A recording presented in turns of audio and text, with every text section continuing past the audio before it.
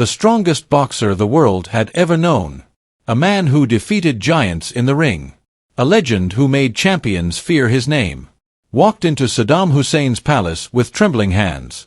This was not a fight. There were no gloves, no referees, no cheering crowd, only armed guards, cold marble floors, and the silent threat of death. It was the early 1990s. The world was on edge. War clouds hung over the Middle East, and fear filled every headline. Saddam Hussein had captured 15 foreign hostages, innocent civilians trapped in a political nightmare. World leaders tried diplomacy. Governments sent warnings. Nothing worked. Then something unexpected happened. Muhammad Ali stepped forward. Not as a boxer. Not as an American icon. But as a man who believed words could be stronger than weapons. People thought he was crazy. He's walking into a dictator's palace unarmed. He has Parkinson's. He could be killed. Even those closest to him begged him to stop. But Ali said something chilling. If I don't try, and something happens to those people, I won't be able to live with myself. As his plane landed in Baghdad, the noise of the world faded. No cameras followed him inside. No protection surrounded him. Just Muhammad Ali and faith. As he approached the palace gates, soldiers stared in disbelief. Some whispered his name. Some tightened their grip on their rifles. Ali's hands shook, not because he was weak, but because he understood the weight of what he was about to do. 15 lives depended on his words. One wrong sentence, one moment of disrespect, and history could end very differently. Inside the palace, gold and power surrounded him, but mercy was nowhere in sight. Muhammad Ali took a deep breath. He was about to face a man who feared nothing, a man who controlled life and death with a single command. And Ali knew something terrifying. This was a fight he couldn't win with strength. Only with truth. Only with humility. Only with courage. What happened next inside Saddam Hussein's palace didn't just shock the people in that room. It shocked the entire world. Because that day, Muhammad Ali proved that the greatest battles are not fought with fists. They are fought with heart. The world Muhammad Ali was stepping into was very different from the one that made him a legend. This was not a boxing arena. There were no flashing lights. No roaring fans. No safe exit. This was Iraq, early 1990s. A land suffocating under sanctions, fear, and the shadow of war. Saddam Hussein ruled with absolute power. One word from him could end a life. One decision could start a war. And now, 15 innocent foreign civilians were trapped inside that nightmare. They were engineers, workers, ordinary people, suddenly turned into bargaining chips. Their families watched the news every night, hoping, praying, breaking. World leaders tried everything. Diplomats failed. Threats failed. Negotiations collapsed behind closed doors. The situation was spiraling fast. That's when Muhammad Ali made a decision that stunned everyone around him. Despite his failing health, despite doctors warning him not to travel, despite friends begging him to stay away, Ali said yes. Not because he believed he was powerful, but because he believed every life mattered. Before leaving, a reporter asked him, "Aren't you afraid?" Ali paused. "I'm afraid every day," he said quietly. But fear doesn't decide what's right. As his plane crossed into Iraqi airspace, the mood changed instantly. The cabin fell silent. No one joked. No one slept. Ali sat by the window, hands resting on his knees, eyes closed. He wasn't rehearsing threats.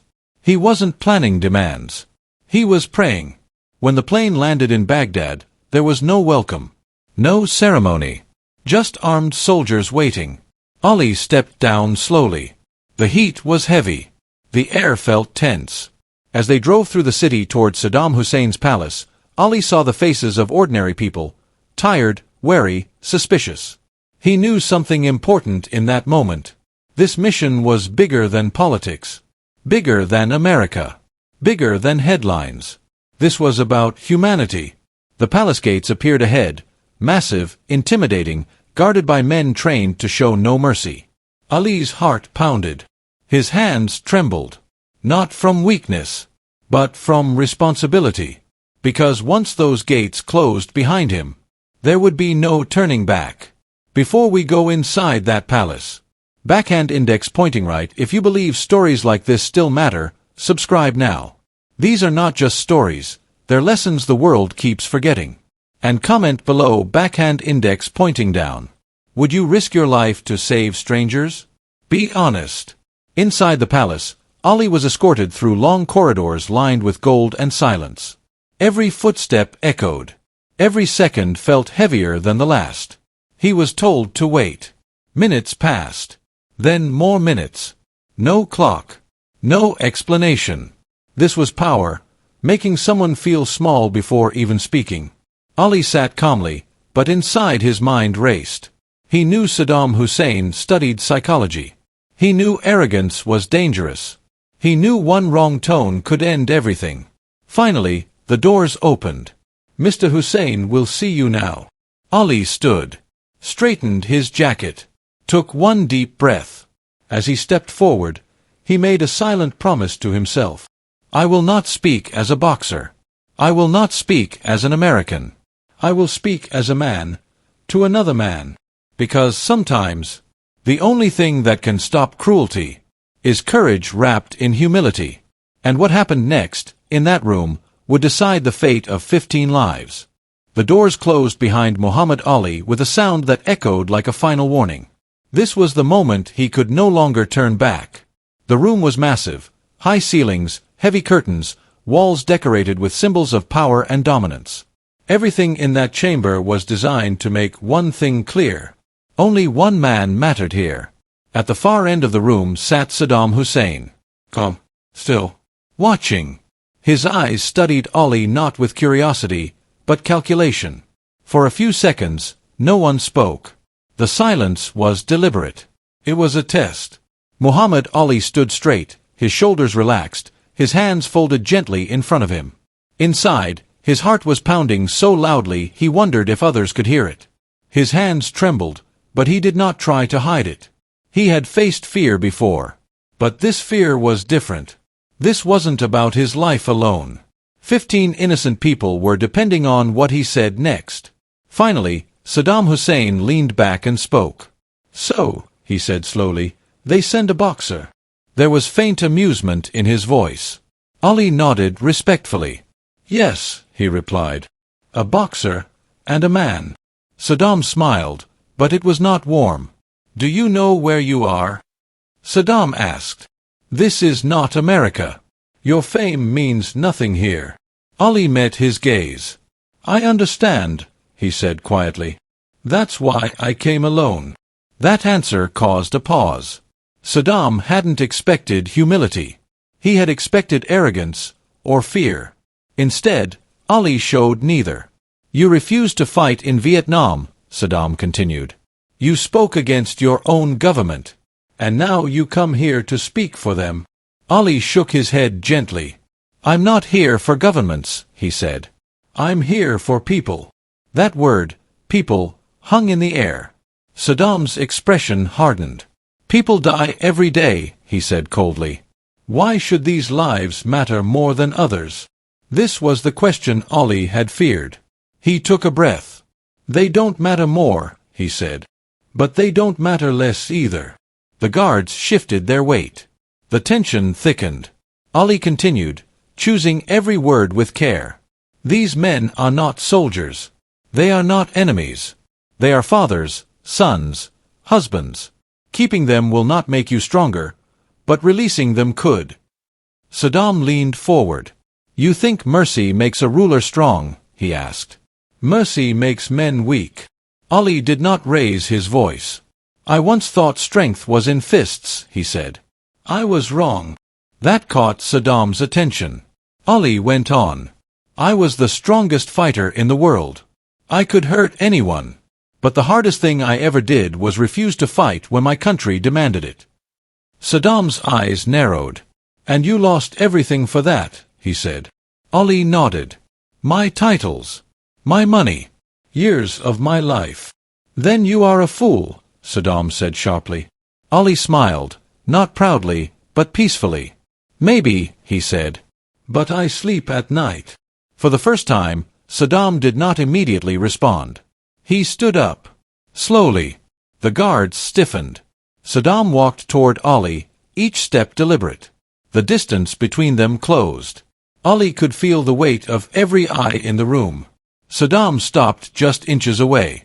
"You are brave," Saddam said quietly. "Or very stupid." Ali looked up at him. "I've been called both," he replied.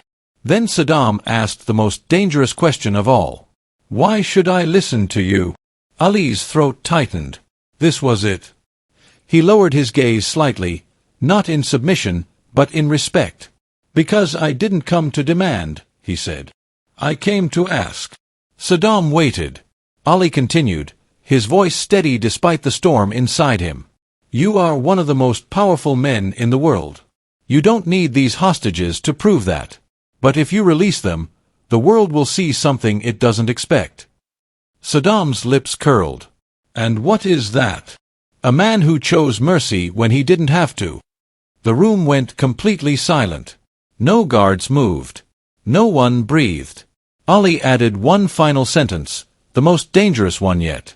"And God sees those choices." For a long moment, Saddam said nothing. He stared at Ali, not as a dictator at a visitor, but as a man facing another man who was not afraid to speak truth. Ali's hands were shaking now, not from fear of death, but from the unbearable weight of hope. Because in that silence, everything could change, or everything could end. The silence stretched so long it became unbearable.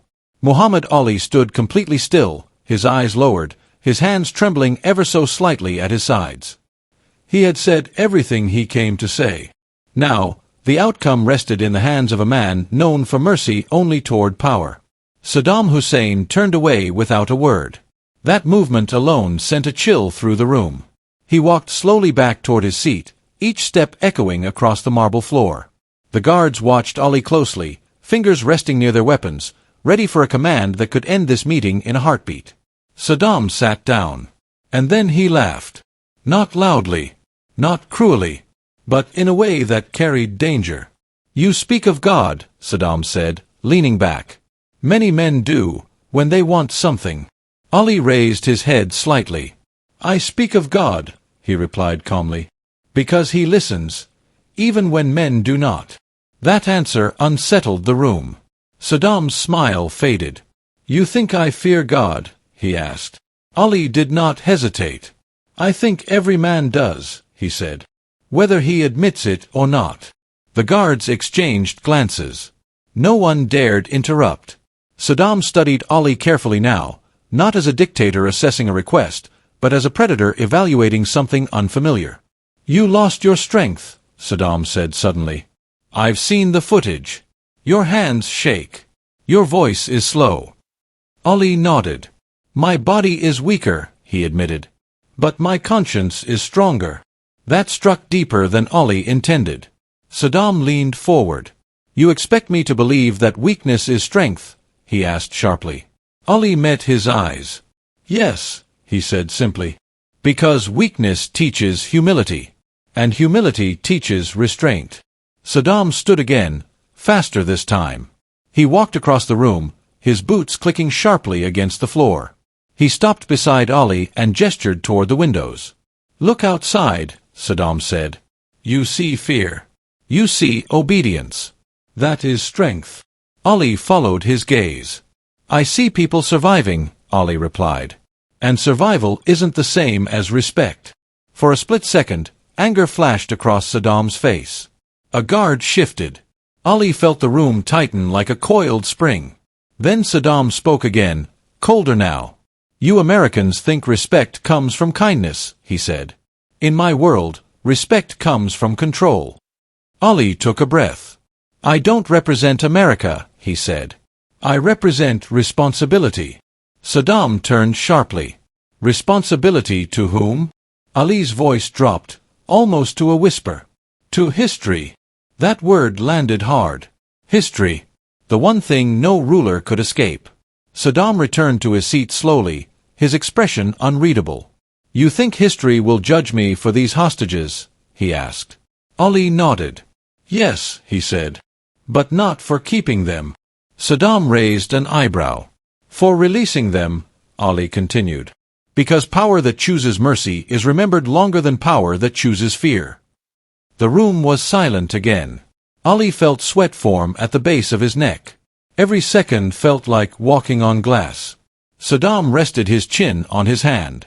You speak as if you are certain, he said. What if I release them, and the world still condemns me? Ali replied without hesitation.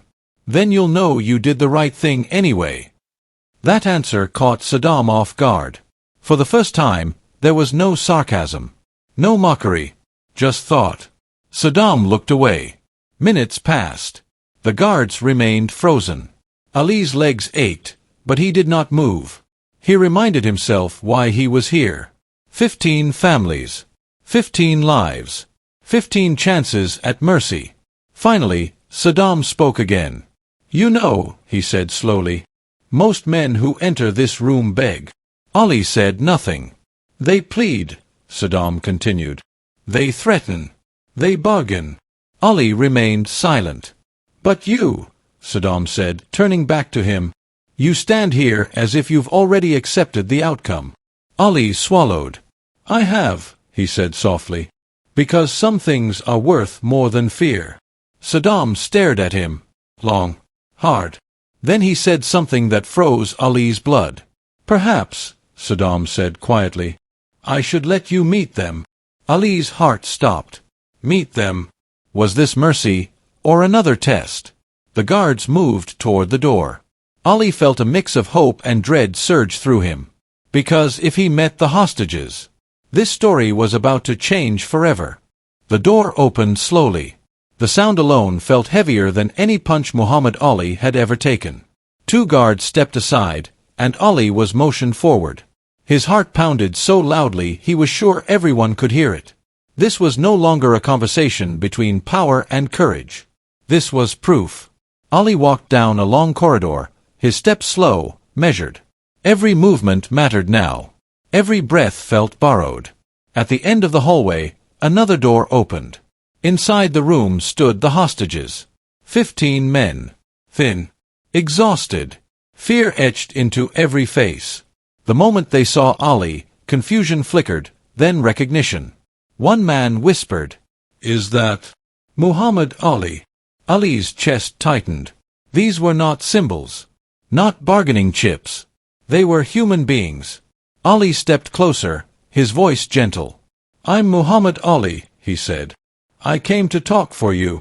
One of the men's knees gave out. Another covered his face and cried silently. Ali reached out, resting a trembling hand on the man's shoulder. I don't know what will happen, Ali said honestly. But I promise you this, I will speak the truth for you. A guard cleared his throat sharply. Time was up. Ali turned back, his heart heavier than ever. As he re-entered the main chamber, Saddam Hussein watched him closely. You've seen them, Saddam said. Now you understand leverage. Ali's voice shook, not from fear, but from emotion.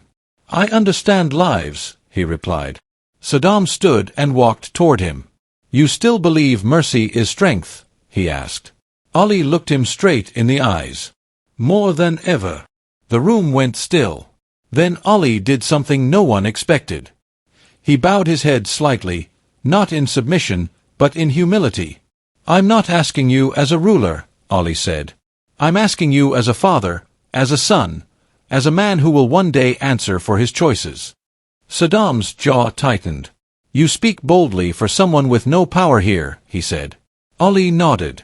That's true, he said. I have no power over you. Then he added quietly, but you have power over yourself. That sentence changed everything. Saddam turned away, pacing slowly. The guards watched, tense. The air felt electric. Minutes passed. No one spoke. Ali stood motionless, his legs burning, his hands shaking openly now. He did not hide it. This was fear, but it was honest fear. Finally, Saddam stopped walking. He faced Ali again. You know, he said slowly, History remembers men like me as monsters. Ali answered carefully. History remembers choices, he said. And this one is still unwritten. Saddam stared at him. Then, in a voice that stunned everyone in the room, he said, "Why should I care what history says?" Ali took a breath, the deepest one of his life. "Because one day," he said, "power will be gone, but your name will remain." The silence that followed felt endless. Backhand index pointing right. If you feel the tension of this moment, subscribe right now. Stories like this remind us what courage really looks like. Saddam exhaled slowly. Then he turned to his generals. "Prepare them," he said. Ali's heart skipped. "Prepare the hostages." The room erupted in stunned whispers. Ali felt his knees weaken. Saddam raised a hand for silence. "They will be released," he said. "Not as a deal. Not as a favor." He looked at Ali. "But as a message." Ali bowed his head, tears burning in his eyes. "Thank you," he said softly. Saddam stepped closer. "Don't thank me yet," he said. "The world will decide what this means." Ali met his gaze. "It already has," he replied. Backhand index pointing right comment, "Respect, if you believe mercy is the strongest form of power. And tell me, would you have had the courage to stand where Ali stood?" As guards moved swiftly to carry out the order, Ali stood alone in the center of the room. His hands still trembled. But for the first time since he entered that palace, they trembled with relief. Because the fight of his life, the one without punches, was finally turning in the right direction. The order had been given. For a moment, no one moved. Then the room came alive. Generals leaned toward each other, speaking in urgent whispers. Guards stepped quickly toward the exits. Papers were gathered. Phones rang. The machinery of power, which moments ago had been used to threaten lives, now turned toward releasing them. Muhammad Ali stood quietly, almost forgotten in the sudden activity. His hands were still trembling. Not from fear anymore, but from the slow, overwhelming realization that it had worked. 15 lives were going home. Saddam Hussein returned to his seat, his face composed once more, as if the decision he had just made was nothing more than routine. But Ali noticed something subtle. The room felt lighter, less tense, as if something heavy had been lifted, even for the men who held the guns. Saddam looked at Ali one last time. "You may stay," he said, "until they are ready." Ali nodded respectfully and took a seat near the wall. His legs finally gave in to exhaustion. He closed his eyes for a moment, pressing his palms together, whispering a prayer of gratitude. He thought of the families watching news reports half a world away, of children waiting for fathers who might never return, of wives staring at telephones, hoping for a call. Soon they would get it. Hours passed. No windows showed the passage of time. Only the growing quiet inside Ali's chest told him the storm was passing. Finally, footsteps echoed down the corridor. The doors opened. The hostages entered the room, now clean, given fresh clothes, escorted but unharmed. Their faces still showed disbelief, as if they feared this might be another cruel illusion. Ali stood immediately. Their eyes met his. One by one, they nodded. One man reached out, gripping Ali's hand tightly. "You came," he whispered. "I can't believe you came." Ali swallowed hard. "I told you," he said softly, "I'd speak for you." The guards motioned them forward. Saddam stood. "You will be released," he said formally. "You will return to your countries." The men stood frozen for a moment, then reality hit. Some cried openly. Some bowed their heads. Some simply closed their eyes, unable to process it. Ali watched, tears streaming freely now. He had been in championship rings. He had heard crowds of thousands chant his name. Nothing compared to this. As preparations were finalized, Ali was escorted outside to a waiting vehicle. He sat alone in the back seat as the palace gates opened once more. The same gates he had walked through with fear now opened with possibility. As the car drove away, Ali looked back at the palace. He did not feel pride. He felt humility, because he knew how close this had come to failure. At the airport, reporters waited. Flashes exploded as Ali stepped onto the tarmac. "Mr. Ali, how did you do it? Were you afraid? Did Saddam threaten you?" Ali raised a hand gently for silence. "I didn't do anything special," he said. "I just spoke from the heart." One reporter shouted, "You're a hero." Ali shook his head. "The heroes are the families who waited," he said, "and the men who stayed strong." As the hostages boarded their plane, Ali stood nearby, watching quietly. One of them turned back and saluted him. Ali returned the gesture with a nod. The plane took off. Ali remained standing long after it disappeared into the sky. Later that night, alone in his hotel room, Ali sat on the edge of the bed. The adrenaline had faded. Exhaustion crashed over him like a wave. Only then did the fear fully arrive. His hands shook uncontrollably. His breath came in shallow gasps. He realized just how close he had been to never leaving that palace. Ali leaned forward, resting his forehead in his hands. And then he smiled. Because fear had not won. Courage had. And somewhere in the world, 15 families were about to hear words they had prayed for. "They're coming home." The world heard the headlines, but few understood the weight of what had really happened. A boxer had walked into the palace of a dictator. Not with threats. Not with power. But with humility. Muhammad Ali returned home quietly. There was no parade waiting for him. No championship belt. No roaring crowd. And that was exactly how he wanted it. Because what he had done wasn't about fame. It was about responsibility. In interviews that followed, people kept asking the same question. "Weren't you afraid?" Ali always paused before answering. "Yes," he said. "I was terrified." And then he added something that stayed with everyone who heard it. Courage isn't the absence of fear. It's choosing to do what's right while fear is screaming at you to stop. That single trip revealed something the world had slowly forgotten. Strength does not always roar. Sometimes it whispers. Ali's hands had trembled inside that palace, not because he was weak, but because he cared. Because the weight of human life is heavy, and anyone who claims otherwise has never carried it. The 15 men who were released went back to their families. Their children grew up knowing their fathers had been saved not by armies, but by compassion. Years later, some of them would say the same thing. "He spoke to us like we mattered." That was Muhammad Ali's real gift. He made people feel seen. In a world obsessed with power, Ali chose empathy. In a world addicted to dominance, he chose dignity. In a moment when silence would have been safer, he chose truth.